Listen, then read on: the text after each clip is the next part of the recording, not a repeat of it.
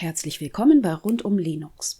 Heute will ich euch das kleine Tool Peek vorstellen, mit dem sich schnell und einfach animierte GIFs oder kleine Screencasts aufnehmen lassen.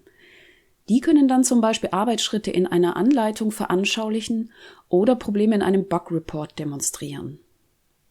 Mittlerweile gibt es Peek in den Paketquellen vieler Linux-Distributionen. Bei Arch Linux ist es da in der Version 1.5.1 verfügbar. Daher reicht zur Installation der Befehl sudo pacman-s peek.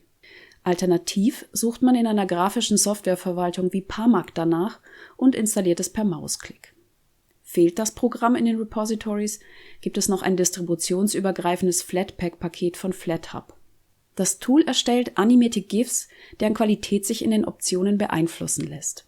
Eine Desktop-Aufzeichnung lässt sich so aber auch als WebM oder MP4 speichern. Einen echten Screen Recorder kann Peek dabei allerdings nicht ersetzen, denn den Videos fehlt eine Tonspur. Außerdem lässt sich eine Aufnahmeverzögerung einstellen. Nach einem Klick auf den Aufnahmebutton zählt Peek dann erst herunter und startet danach die Aufzeichnung. Peeks große Stärke ist seine simple Bedienung. Zunächst ziehe ich das Aufnahmefenster auf die gewünschte Größe über dem Bereich auf, den ich aufzeichnen will. Habe ich das gewünschte Format bereits festgelegt, reicht ein Klick auf den Aufnahmeknopf und das Tool legt nach der eingestellten Wartezeit los. Standardmäßig ist der Mauszeiger dabei mit drauf, das lässt sich mit der entsprechenden Option aber auch abstellen.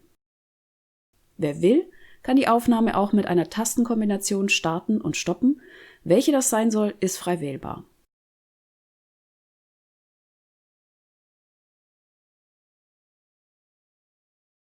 Und so sieht das Ganze dann aus, wenn es fertig ist. Ich habe mich hier für ein MP4-Video entschieden, weil sich beim Ändern der Farbkurven ziemlich viel im Foto ändert und dafür ist die Qualität in einem GIF dann meistens zu schlecht.